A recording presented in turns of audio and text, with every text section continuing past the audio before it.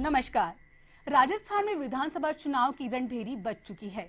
मुख्यमंत्री वसुंधरा राजे सरकार की उपलब्धियों का तमगा लेकर पूरे प्रदेश में गौरव यात्रा निकाल रही हैं। तो वहीं कांग्रेस संकल्प रैली और मेरा बूथ सबसे मजबूत जैसे अभियान के माध्यम से सरकार की नाकामियों को उजागर करने में जुटी है। एक तरफ भाजपा के राष्ट्रीय अध्यक्ष अमित शाह के ने प्रदेश की बागडोर अब अपने हाथ में संभाल ली है, तो कांग्रेस के राष्ट्रीय अध्यक्ष राहुल गांधी का भी राजस्थान पर पूरा फोकस है। चुनाव की इसी रणभेरी पर चर्चा के लिए आज मेरे साथ स्टूडियो में हैं दूरगामी सोच और सटीक विश्लेषण के विशेषज्ञ यानी कि देश के जाने माने राजनीतिक विश्लेषक अनिल लोढ़ा। अनिल जी, बहुत बहुत स्वागत है आपका स्टूडियो में। तो चलिए शुरू करते हैं लो आया चुनाव। अनिल जी, मैं आपसे पूछना चाहूंगी, वर्तमान में जो प्रदेश के राजनीतिक परिदृश्य है उसको देख के आपको क्या लगता है, फिलहाल क्या माहौल है प्रदेश में?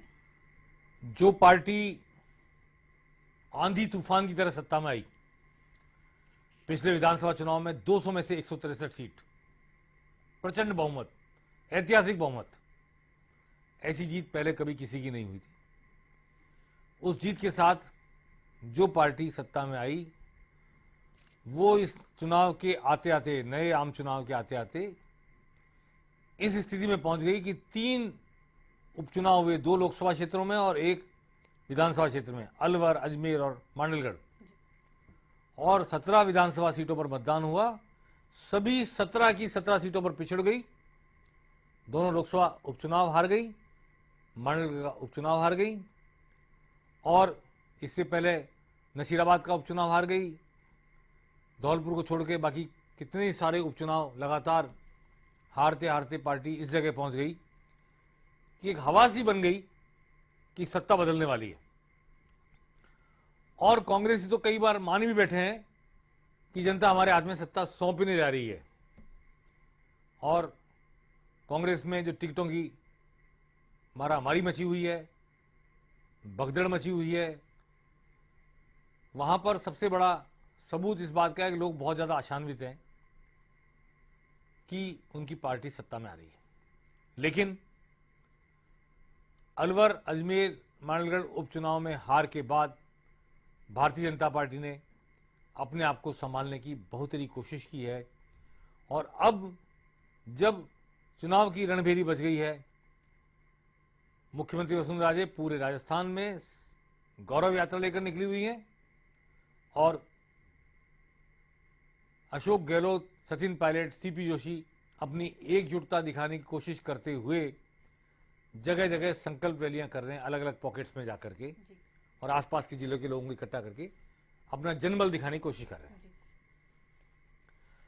ये चुनाव निश्चित तौर पर बहुत महत्वपूर्ण है, इसलिए कि इसके तुरंत बाद 4-5 महीने बाद केंद्र सरकार का चुनाव है, नरेंद्र मोदी की अग्नि परीक्षा है, और राजस्थान, मध्य प्रदेश, छत्तीसगढ़ में अगर वो सत्ता खो देते हैं तो केंद्र की सत्ता पर उनके अधिकार को लेकर प्रश्नवाचक चिन्ह उठेगा।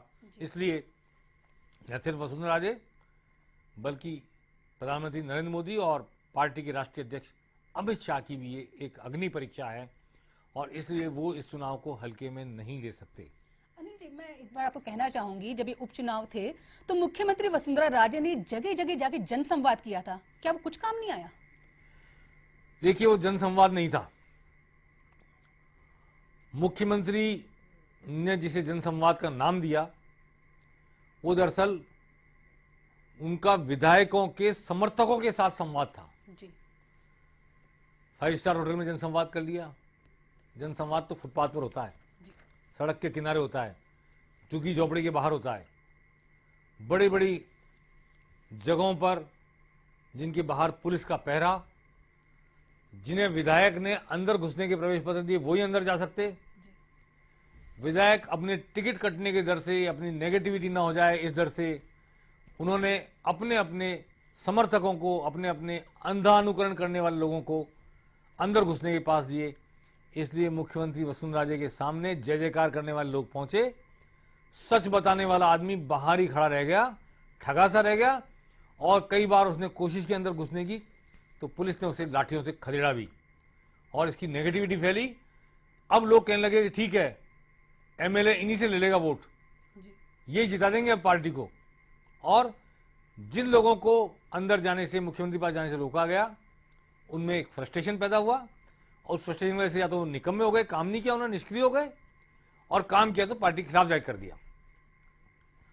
अब परिस्थिति यह है कि वो विधायक उन सबसे भी समर्थन मांगेगा जिसे उन्होंने बाहर रखा है, और जिन्हें उनको उसने बाहर रखा, वो किसी न किसी दूसरे टिकटार्थी के साथ लग करके कोशिश करेंगे कि हमारे आदमी को टिकट मिले और ये विधायक का तख्ता पलट हो। तो ये एंटी इनकम्बेंसी विधायकों के खिलाफ भी इसलिए जनरेट हो गई कि जो जनसंवाद के नाम पर जो कार्यक्रम हुआ वो दरअसल वास्तविक जनसंवाद हो नहीं पाया। तो क्या आपको लगता है जो उपचुनाव में करारी हार हुई उसके बाद पार्टी ने आत्ममंथन किया है और वो उसने कुछ सोचा है आगे के लिए? आत्ममंथन जैसा राजस्थान में तो नहीं दिखता मुझे।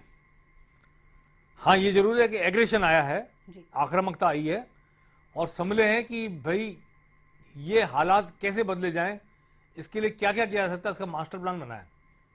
तो उसमें आत्ममंथन शामिल नहीं है, जो मेरी जानकारी है। और केंद्र में कैसे, मतलब आपको ऐसा लग रहा है कि वो आत्ममंथन नहीं है? नहीं, बहुत सारे करेक्टिव मेजर्स अपनाए जा सकते थे।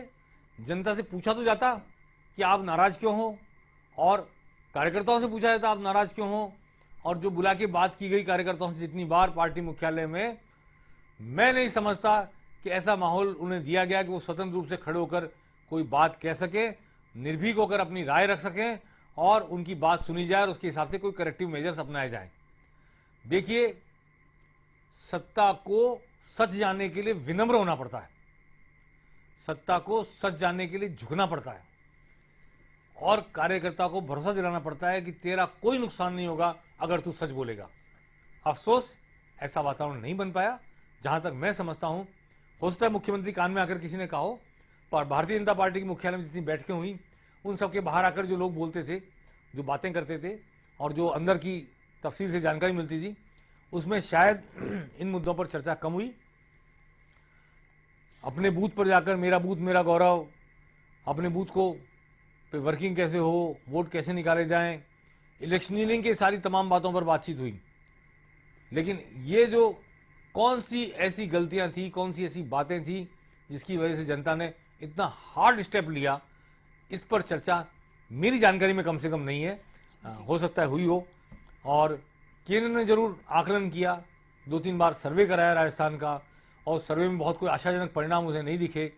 उन्होंने कोशिश की अपना नुमाइंदा पार्टी अध्यक्ष बनाने के लिए, उन्होंने कोशिश की कि यहाँ पर पार्टी का संगठन मजबूत किया जाए, तो उसके लिए उन्होंने अशोक परनामी जो तत्कालीन अध्यक्ष थे उनसे इस्तीफा मांगा।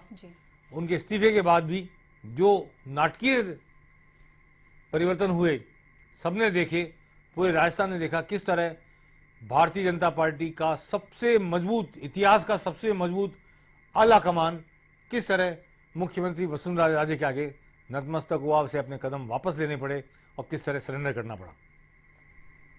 जी, तो मतलब इसीलिए जो 2 महीने की देरी हुई, ये मदन लाल सैनी जो प्रदेश अध्यक्ष बने, इसी का कारण है कि राजे ने शायद जो आला कमान ने जिसको तय किया था उसको पसंद नहीं किया था? पसंदगी नापसंदगी की बात नहीं थी, बात राजनीतिक समीकरणों की थी। मुख्यमंत्री वसुंधरा राजे, मैं समझता हूं, 2 पावर सेंटर नहीं बनने देना चाहती राजस्थान में, जैसा मैं उनके स्वभाव को जानता भी हूं। और अगर कोई पार्टी का अध्यक्ष ऐसा आ जाता, प्रदेश अध्यक्ष, जो पावर सेंटर बन जाता, एक न्यूक्लियस बन जाता और उसके इर्द गिर्द लोग इकट्ठे होने लगते, तो सीधे सीधे मुख्यमंत्री वसुंधरा राजे की सत्ता को चुनौती होती जी। उन्होंने इसलिए इसका विरोध किया। गजेंद्र सिंह शेखावत से उनका कोई व्यक्तिगत विरोध नहीं था, लेकिन पॉलिटिकली वो एक केंद्र बिंदु चाहती हैं सत्ता का राजस्थान में, और दूसरा केंद्र बिंदु वो नहीं पनप देना चाहती थी। इसलिए मदन लाल सैनी को, जिन्हें सहर्ष स्वीकार किया गया, उनमें ऐसा राजनीतिक कौशल नहीं है और अग्रेशन नहीं है। बहुत अच्छे आदमी हैं, संगठन की दृष्टि से खूब लोगों को संभाल के रखने वाले व्यक्ति हैं, लेकिन उनमें वो एग्रेशन नहीं है कि वो पावर सेंटर बन जाए। और इसलिए मुख्यमंत्री वसुंधरा राजे को वो अनुकूल लगे कि वो पैरेलल पावर सेंटर नहीं बनेंगे और एक निष्ठ लोग होकर के यहाँ पर चुनाव में टिकट मांगेंगे, एक निष्ठ होकर के लोग पार्टी में रहेंगे। इस कोशिश में उन्होंने ये कदम उठाया था। एक दशक बागी रहने के बाद किरोड़ीलाल मीणा की जो वापसी हुई उसको किस तरह देखते हैं?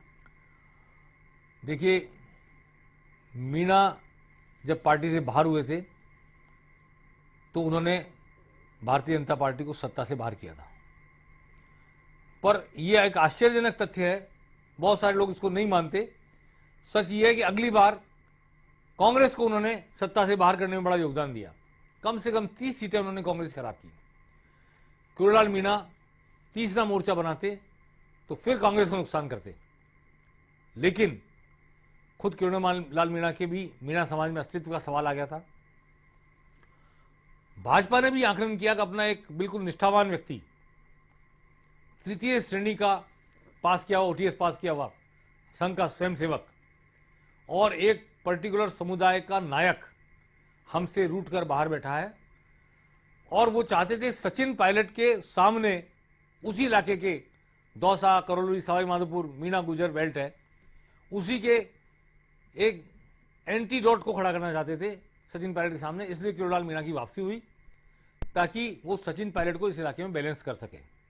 अब देखना यह होगा कि क्या किरोड़ीलाल मीणा के भाजपा में वापस लौट आने के बाद मीणा समाज, मेरी जानकारी में इसका झुकाव कांग्रेस तरफ बढ़ता जा रहा था, क्या वो किरोड़ीलाल मीणा की वजह से भाजपा की तरफ मुख मोड़ेगा, यह आने वाला चुनाव बताएगा। हम बात कर रहे थे किरोड़ीलाल मीणा की घर वापसी हुई, लेकिन वहीं संघ के एक निष्ठ कार्यकर्ता पुराने भाजपाई घनश्याम तिवारी अब पार्टी से बाहर हैं।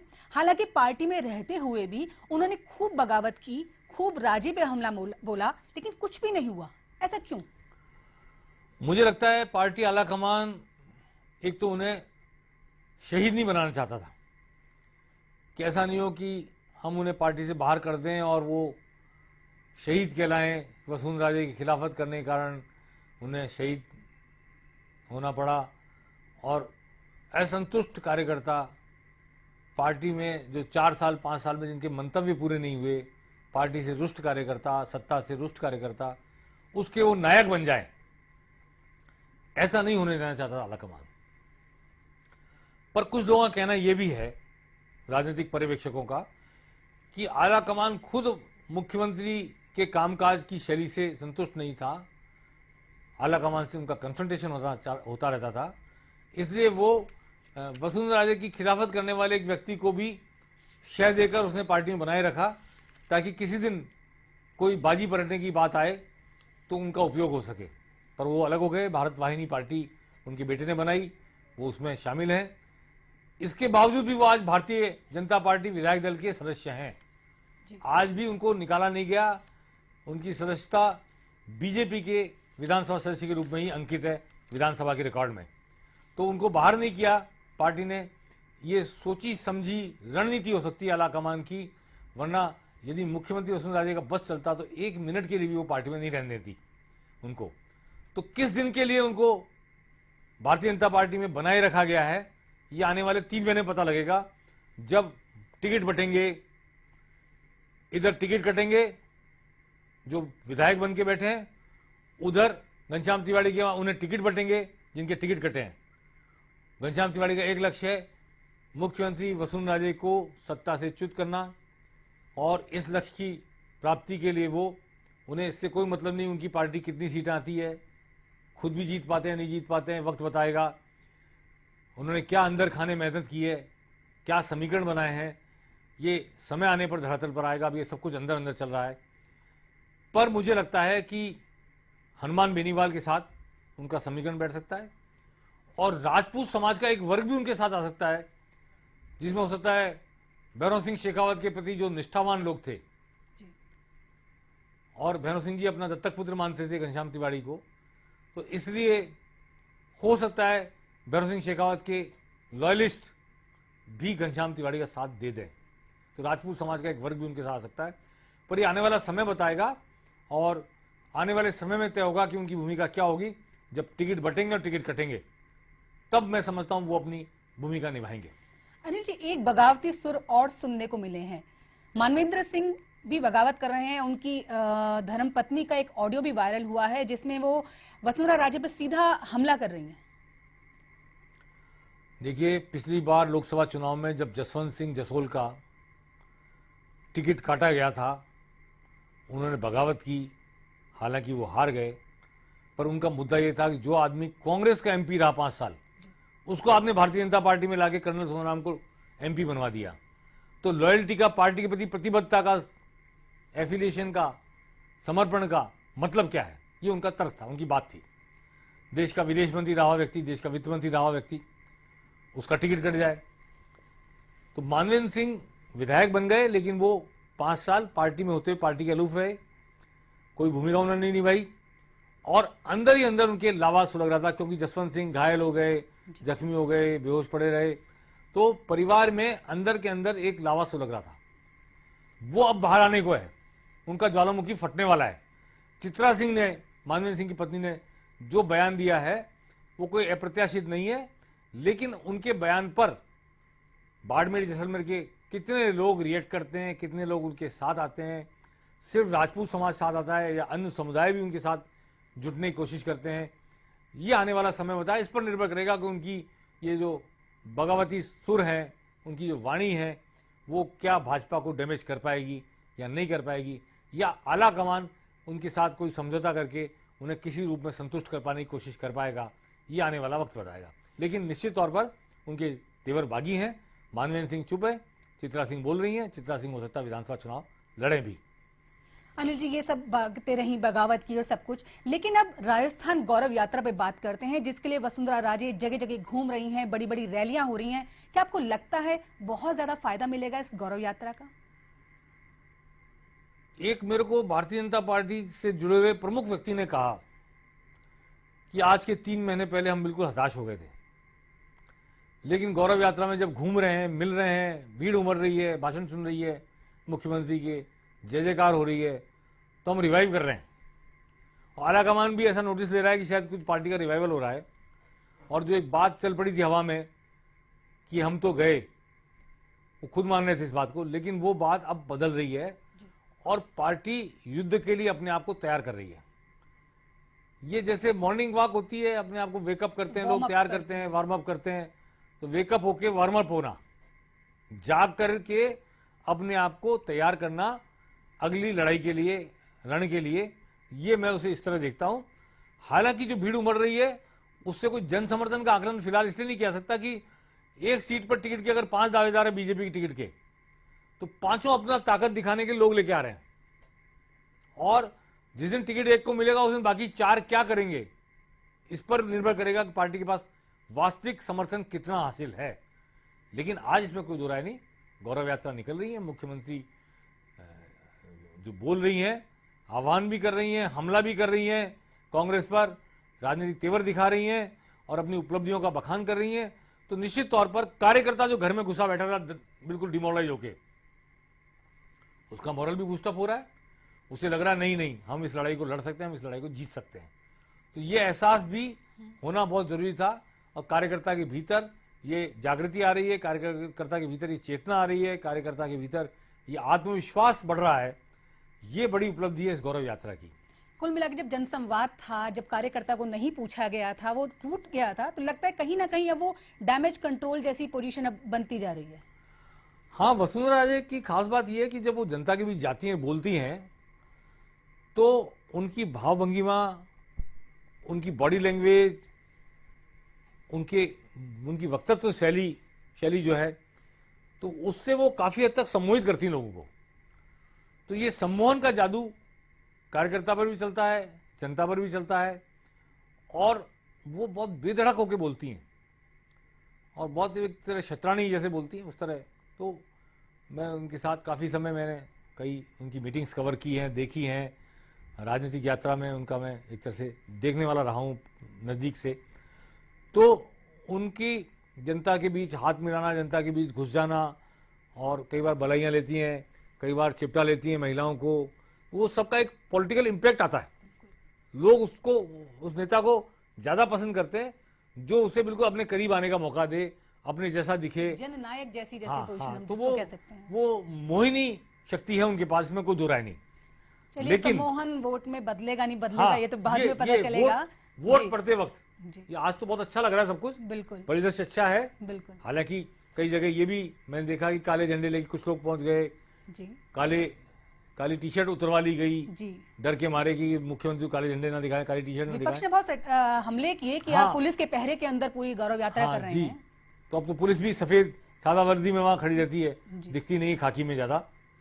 लेकिन ये सब तो राजनीतिक दौर चलते रहते हैं। जब राजनीतिक शत्रुता होती है तो कबड्डी में काका जी नहीं होते, सब अपने अपने हथकंडे अपनाते हैं, सब अपने अपनी औजार लेकर मैदान में उतरते हैं।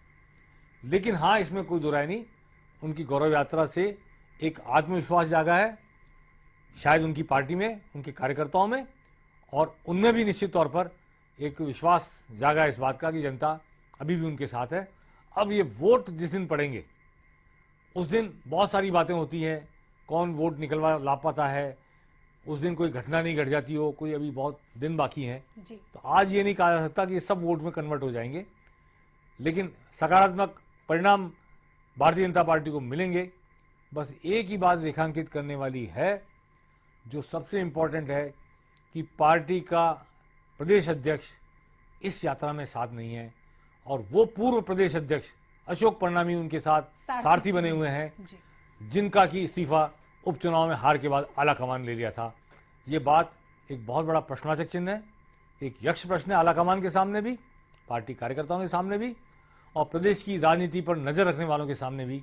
आखिर ऐसा क्यों है जिस अध्यक्ष को पार्टी की उपचुनाव में हार के बाद इस्तीफा लेकर अलग किया गया था, वही आज इस गौरव यात्रा के गौरव पुरुष बने हुए हैं, और पार्टी का प्रदेश अध्यक्ष यदा कदा गौरव यात्रा में बतौर नाम के शामिल किया गया, अदरवाइज वो यहाँ जयपुर में प्रदेश कार्यालय को चला रहे हैं।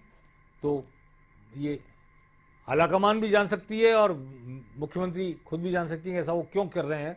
दोनों कोई सोची समझी रणनीति है, या फिर एक कोई मन विभेद है, या किसी तरह का कोई आपस में समीकरण नहीं मिलना है, क्या है, ये वही बेहतर समझते हैं। हम इस पर ज़्यादा इस वक्त राय जाहिर नहीं कर सकते। अनिल जी, आपकी दूरगामी सोच को लोग बहुत याद करते हैं कि आपने कब क्या कहा था और कुछ समय बाद वो हो जाता है। तो अब ये बताइए कि अमित शाह तारनहार की भूमिका निभा पाएंगे? देखिए, ये बात हवा में थी पूरे राजस्थान में कि अमित शाह ने जयपुर की इसी स्कीम में 2 मकान ले लिए किराए पर, और वो महीने में 15 दिन जयपुर रहेंगे और यहाँ पर आकर कमान संभालेंगे। लेकिन जैसे ही गजेंद्र सिंह शेखावत को लेकर कदम पीछे हटाए आला कमान ने, ऐसे ये चर्चा उठी कि वो मकान खाली कर दिए गए और अमित शाह आकर यहाँ उस तरह नहीं रहेंगे। लेकिन पार्टी आला कमान ने जो 1-1.5 महीने पहले कदम उठाया था और स्पष्ट घोषणा की थी वसुंधरा राजे ही मुख्यमंत्री का प्रत्याशी होंगी, यही सब कुछ करेंगे, और फ्री हैंड दे दिया था, अचानक उन्होंने एक चुनाव प्रबंध समिति बनाई, गजेंद्र सिंह शेखावत को उसका संयोजक बना दिया, प्रदेश अध्यक्ष को अध्यक्ष बना दिया। दोनों निश्चित तौर पर मुख्यमंत्री वसुंधरा राजे को सूट नहीं करते हैं। एक को उन्होंने प्रदेश अध्यक्ष से बनने से रोका, और एक प्रदेश अध्यक्ष बनने के बावजूद उनकी मुख्य धारा में नहीं है। उन दोनों को प्रबंधकारिणी समिति, चुनाव प्रबंधकारिणी समिति का अध्यक्ष और संयोजक बना दिया। और फिर अमित शाह आए जयपुर, तो अमित शाह के 3-4 कार्यक्रम हुए, उसमें मुख्यमंत्री नहीं थी। पार्टी का राष्ट्रीय अध्यक्ष आए और मुख्यमंत्री कहीं और हो, ऐसा कभी हुआ नहीं है, न कांग्रेस में न भाजपा में, और ये देखकर हम सब आश्चर्यचकित हैं। लेकिन मुझे पता लगा है कि पार्टी आला कमान ने ये तय कर दिया है कि पार्टी का रूठा हुआ कार्यकर्ता, पार्टी का ग्रास रूट लेवल का कार्यकर्ता, पार्टी का बूथ लेवल का कार्यकर्ता, उसको मोटिवेट करने का, उसको संगठित करने का, उसको काम पर लगाने का काम चंद्रशेखर जो संगठन महामंत्री वो करेंगे, और खुद अमित शाह उसकी मॉनिटरिंग करेंगे, उस काम में शामिल रहेंगे। और पिछली बार जब वो आए थे, आपको याद होगा, जनता को याद होगा, उन्होंने कहा था 200 विधानसभा क्षेत्र में 200 मोटरसाइकिल 200 आदमियों को दो, उनको खर्चा दो, और उन्हें एक-एक विधानसभा क्षेत्र की पूरी रिपोर्टिंग के लिए कहो। उस वक्त मोटरसाइकिलें दी नहीं गई थी, वो नाराज होकर वापस चले गए। अब मोटरसाइकिलें दे दी गई, काम शुरू हो गया। भारतीय जनता पार्टी की आला कमान हवा में नहीं उड़ती है, वो बिल्कुल जमीनी काम करती है, मेज पर पूरी रणनीति बनाती है, आदमी तय करती है, उन आदमियों से वापस मॉनिटरिंग करती है उनकी, उनसे रिपोर्ट भी लेती है वापस, और बूथ टू बूथ जो मॉनिटरिंग है, मार्किंग है, उसकी भारतीय जनता पार्टी और आरएसएस एक्सपर्ट है। कांग्रेस में ऐसा काम नहीं होता। तो आला कमान अमित शाह यहां आ रहे हैं जयपुर, और मुझे ऐसा लगता है आने वाले समय में वसुंधरा राजे, उनके साथ उनके मंत्रिमंडल के सदस्य अधिकांश और अशोक परनामी जी, ये एक तरह का अभियान चलाएंगे। अमित शाह, चंद्रशेखर संगठन महामंत्री और मदन लाल सैनी प्रदेश अध्यक्ष, और शायद अरुण चतुर्वेदी भी इनके साथ शामिल हो जाएं। ये दूसरी तरह का अभियान चलाएंगे। ये बूथ लेवल पर काम करेंगे, वो सड़क पर अभियान चलाएंगे, गौरव यात्रा निकालेंगे। तो मुझे लगता है कि दो तरह से पार्टी कवर करने जा रही है। अब ये दोनों अभियान एक सिनर्जी के साथ हैं या नहीं, ये आने वाला वक्त बताएगा। सर, ये साथ है कि एक तरफ चले गौरव यात्रा और एक तरफ चले अमित शाह का संगठन को शक्ति देना। कैसा नहीं लगता ये कुछ अलग अलग सी धाराएं जा रही हैं? नहीं, देखिए, इलेक्शनियरिंग में दोनों चीजों का महत्व है। प्रचार प्रसार, सड़क पर नारे, बिल्ले, पोस्टर, ये अपनी जगह है, और बूथ लेवल का काम, मतदाता को निकाल के लाने का काम, उसको घर घर जाके समझाने का काम, ये अपनी जगह है।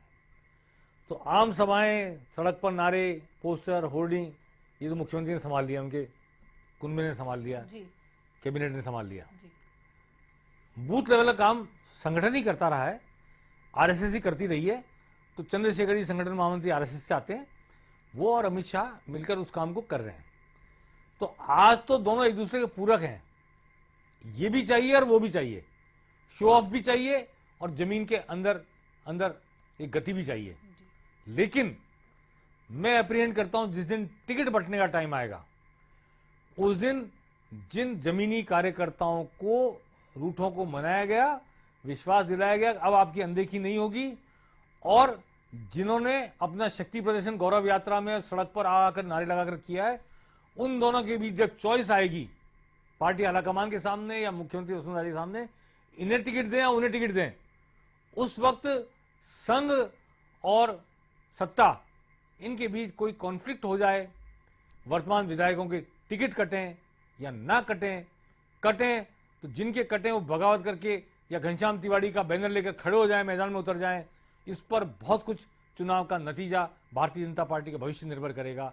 आने वाले समय में हम इस पर फिर चर्चा करते रहेंगे। लो आया चुनाव में बार बार अपने दर्शकों से मुखातिब होंगे। अगले 3 महीने, आज हमने जिसको शुरू किया है बात को, उसको हम जारी रखते हुए अपने दर्शकों को पल प्रतिपल के राजनीतिक बदलते समीकरणों से अवगत कराते रहेंगे और उन घटनाक्रम से अवगत कराते रहेंगे, उनका विश्लेषण करते रहेंगे कि पर्दे के पीछे क्या हो रहा है, उनके निहितार्थ क्या हैं और उनके नतीजों पर क्या प्रभाव पड़ सकते हैं। आज लो आया चुनाव में बस इतना ही। नमस्कार।